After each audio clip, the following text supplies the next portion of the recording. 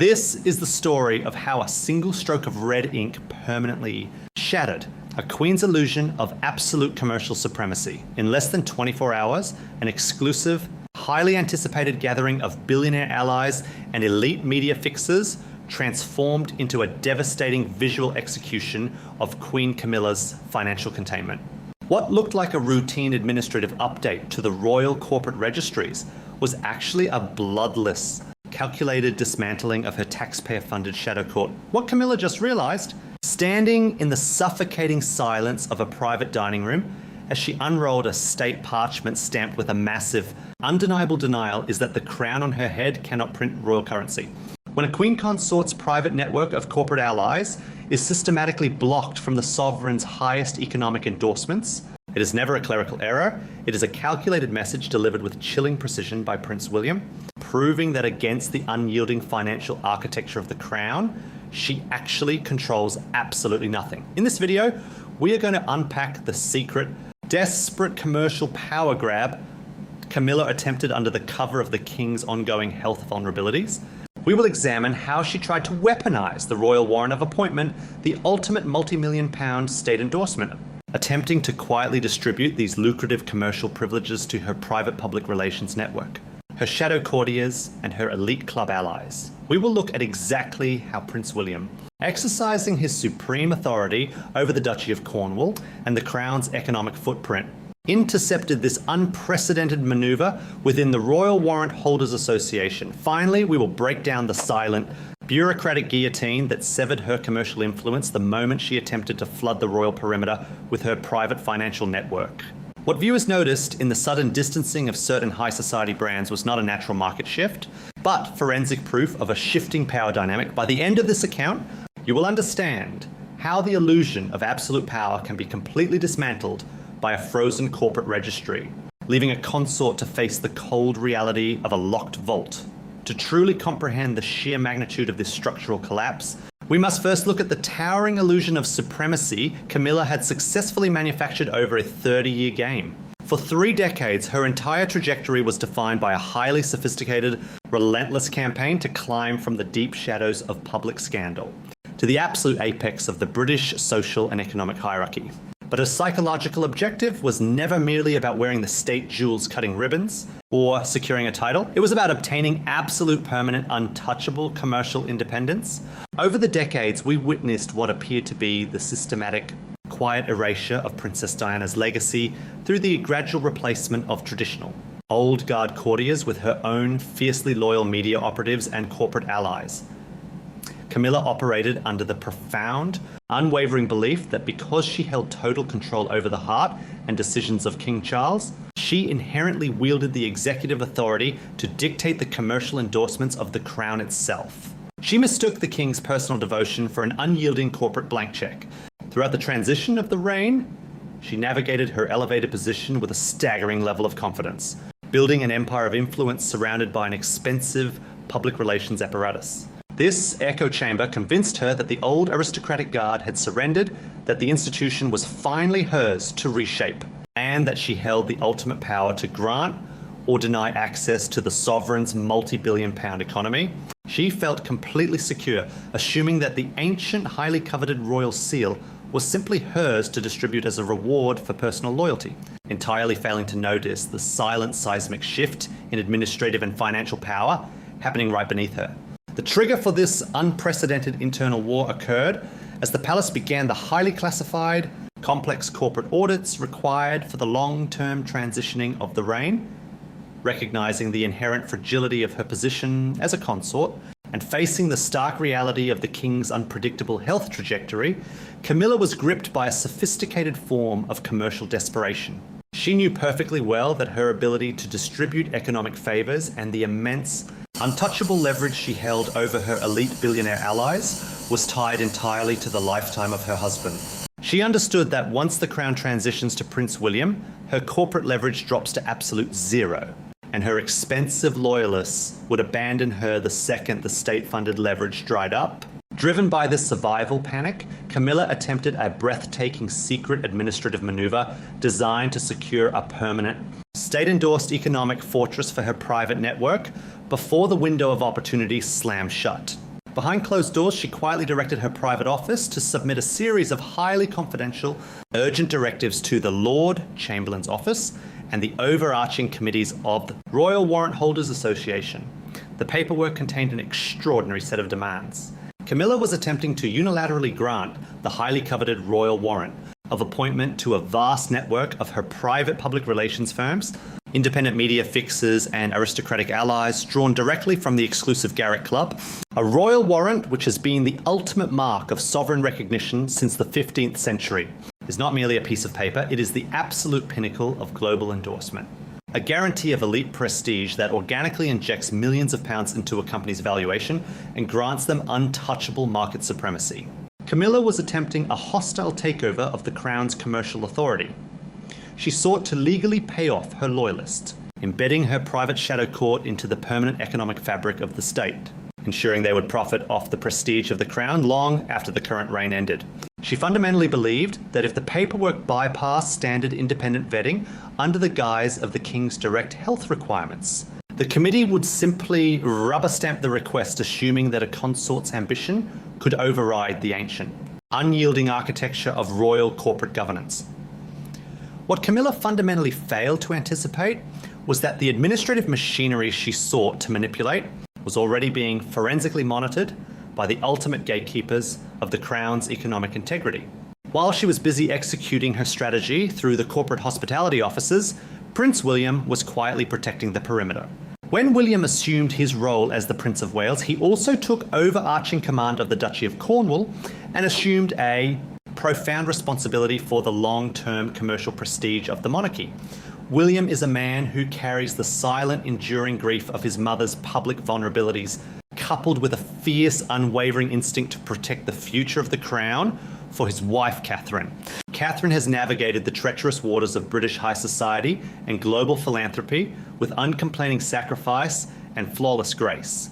She generates billions of pounds for the British economy organically merely by wearing a garment or championing a cause, without ever demanding unauthorized royal warrants to elevate her own extended family or private friends. William has watched this contrast for years. The thought of Camilla utilizing an administrative trick to siphon off the Crown's ancient commercial prestige to manufacture a billionaire echo chamber crossed an unforgivable red line. Together with his senior financial advisors, William conducted a silent forensic audit of the warrant applications. They tracked the precise metadata trail of Camilla's private office, attempting to bypass standard corporate scrutiny and pressure, the association under the guise of the King's direct wishes. They saw the staggering exploitation hidden within the registries. The moral outrage within the bloodline was absolute, but in the upper echelons of the British monarchy, you do not retaliate with emotional screaming matches in boardrooms or leaked tabloid stories about corporate greed. You retaliate with weaponized restraint. The execution of their revenge was completely silent, turning the very rules of corporate governance into a clinical, inescapable quarantine. William simply utilized his overarching authority over the royal estate's operational frameworks to drop a definitive bureaucratic guillotine. A new internal mandate was quietly issued to the Royal Warrant Holders Association and the Estate Legal Command. William ordered a total permanent freeze on all commercial endorsements requested by the Queen Consort's office. He instructed that the strict historical vetting standards be aggressively enforced without a single exception, invalidating the entire slate of Camilla's private corporate allies. The retaliation culminated on the precise evening Camilla had arranged an exclusive, highly private dinner at a luxury London estate to celebrate her allies. She intended to use this high society gathering to formally present her network with the ultimate prize, the heavily embossed state parchments granting them their lucrative royal warrants. It was meant to be the crowning moment of her corporate empire.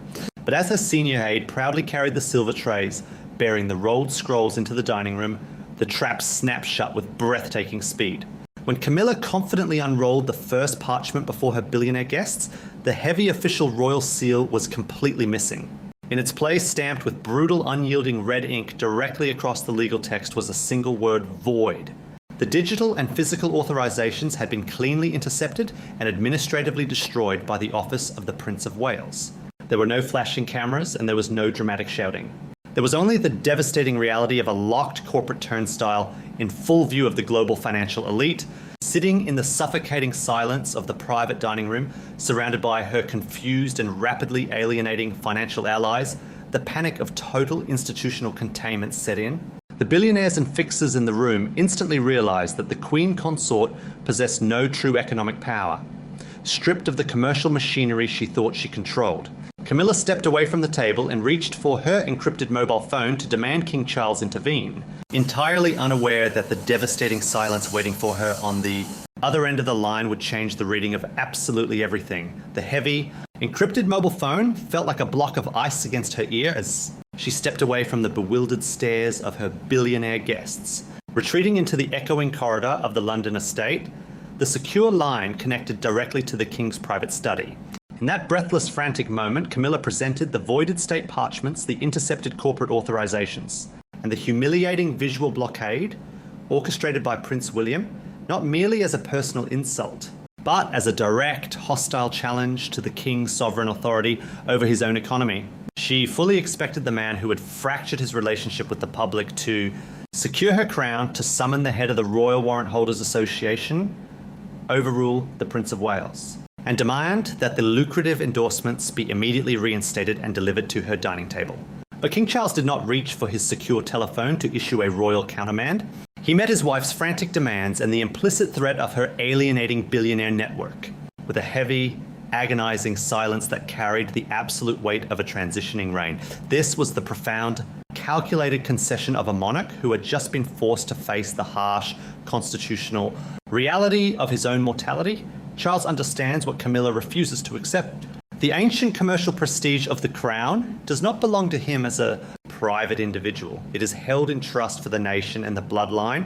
By refusing to intervene, the king quietly validated the administrative guillotine that William had dropped. He signaled to the entire palace apparatus that the true governing authority over the economic wealth of the institution had already shifted to the Prince of Wales. Intervening to protect Camilla's private corporate heist now would mean declaring a public institutional war against his own heir, risking a catastrophic parliamentary scandal over the exploitation of the royal seal.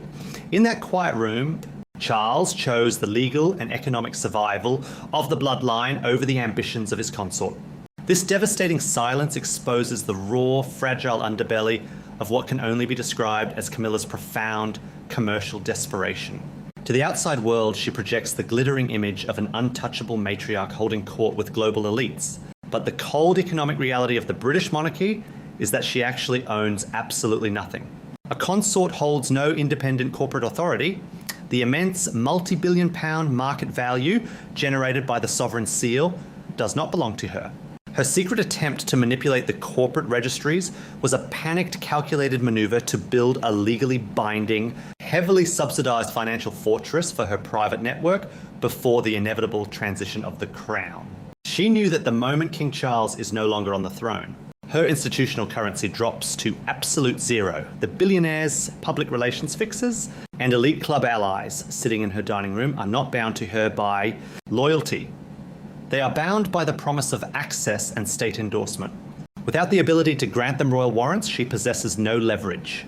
William's decision to execute a forensic audit of the corporate applications and permanently stamp them void was a masterclass in institutional containment.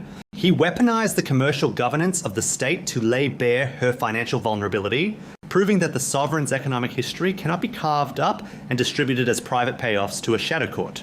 For years, William has watched the quiet, systematic attempts to minimize his mother's memory and elevate a manufactured circle of elites using the very prestige that should preserve the crown. By fiercely guarding the royal warrant registries, William protected the economic integrity of the monarchy from being permanently pillaged by the architect of his mother's greatest sorrow. He ensured that the royal seal retains its supreme untouchable value rather than being diluted by administrative tricks. The deeper meaning behind this silent execution of revenge became undeniably clear. As the billionaire guests quietly began to excuse themselves from the London estate, recognizing that the era of Camilla's influence had abruptly ended, as Camilla's borrowed commercial power evaporated, Catherine, the Princess of Wales, retained her rightful place with an effortless, quiet dominance. The contrast between the two women could not have been more stark, and the global markets know exactly who holds the true power. Catherine has never needed to submit unauthorized memorandums to the corporate committees to secure her extended family's financial legacy. She does not need to smuggle private public relations fixes onto the state registries to project authority or maintain public relevance. Catherine herself commands the highest level of economic influence not through manipulation or paid media operatives, but because her power is rooted in uncomplaining sacrifice, flawless execution of duty, and absolute authenticity. When Catherine wears a dress from a British designer, the brand sells out globally within minutes. When she champions an early childhood initiative, the foundations are organically flooded with millions of pounds in funding. Her economic power is intrinsic, earned through years of silent endurance and absolute loyalty to the crown. She generates unparalleled wealth for the United Kingdom simply by existing as the legitimate future of the state. By invalidating Camilla's manufactured endorsements, William offered a silent, devastating defense of his mother's and his wife's legacies, proving that the true wealth of the institution belongs exclusively to the rightful heirs. Palace courtiers, financial advisors, and elite corporate executives possess an exquisite radar for where the true authority lies, and they have already begun shifting their allegiances entirely toward Prince William. The grand narrative of Camilla's undisputed supremacy will quietly fade from official state channels, and her access to the sovereign's commercial machinery will now be strictly monitored under the unyielding gaze of the new order. As she stood alone in the empty dining room, staring at the voided state parchments that contained her dismantled future, the grand illusion vanished completely. She may still wear the title of Queen for now, but everyone inside the corporate registries, and soon everyone in the financial world knows the truth, the vaults have been secured. The reign of the corporate shadow court has been entirely dismantled, leaving behind only the cold reality of a consort who is merely an insolvent guest in a house she sought to rule, and the undeniable truth that the era of Prince William has already begun. Thank you for exploring this deep dive into the hidden power dynamics and economic battles of the British monarchy. If you found this forensic analysis compelling, please consider subscribing to the channel and leaving a comment below with your thoughts on Prince William's decisive commercial retaliation. Your engagement helps us continue to uncover the unspoken truths behind the palace walls.